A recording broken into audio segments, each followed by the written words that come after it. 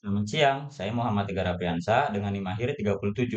Pada presentasi ini, saya akan menyampaikan karya tulis ilmiah saya dengan judul Analisis Tugas Penjaga Laboratorium dalam Keamanan di dalam Lab Bahan Bangunan Kampus UNY Wates. Laboratorium bahan bangunan itu tempat penting buat mahasiswa teknik sipil praktik langsung, gak cuma teori doang. Tapi karena alat-alatnya berat dan risikonya tinggi, maka penjaga lab jadi ujung tombak buat jaga keamanan. Masalahnya si penjaga sering kerja sendirian dan sering nggak nyambung koordinasinya sama dosen atau mahasiswa. Jadi penting banget buat ngecek seberapa besar sebenarnya peran mereka. Di sini saya menggunakan penelitian pendekatan kualitatif deskriptif yang bertujuan untuk memahami secara mendalam peran penjaga laboratorium dalam menjaga keamanan di lab bahan bangunan kampus UNY Wates. Data dikumpulkan melalui tiga metode, yaitu wawancara semi terstruktur dengan penjaga laboratorium, observasi lapangan, serta dokumentasi berupa foto dan catatan administrasi laboratorium. Hasil observasinya menunjukkan bahwa penjaga laboratorium menjalankan tugas dengan cukup baik, seperti membuka lab, mengecek alat, dan mendampingi praktikum.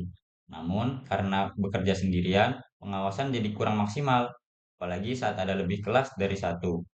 Koordinasi juga masih lemah, sehingga alat kadang digunakan tanpa izin. Hal ini menunjukkan bahwa sistem keamanan perlu diperkuat. Untuk mendukung hasil penelitian, dokumentasi di lapangan dilakukan melalui foto kondisi laboratorium, alat praktikum, juga termasuk catatan administratif dan wawancara dengan penjaga. Dari dokumentasi terlihat bahwa beberapa alat digunakan tanpa pengawasan dan tata letak lab masih belum tertata rapi untuk mendukung keamanan. Dokumentasi ini memperkuat hasil observasi lapangan. Kesimpulannya, penjaga laboratorium di Uniwates telah menjalankan tugasnya dengan cukup baik, terutama dalam pengelolaan alat dan pendampingan praktikum. Namun, efektivitasnya masih terhambat oleh keterbatasan personil dan lemahnya koordinasi dengan pengguna lab. Hal ini memicu beberapa kejadian kecil yang menunjukkan perlunya perbaikan sistem pengelolaan dan komunikasi agar keamanan laboratorium lebih terjaga.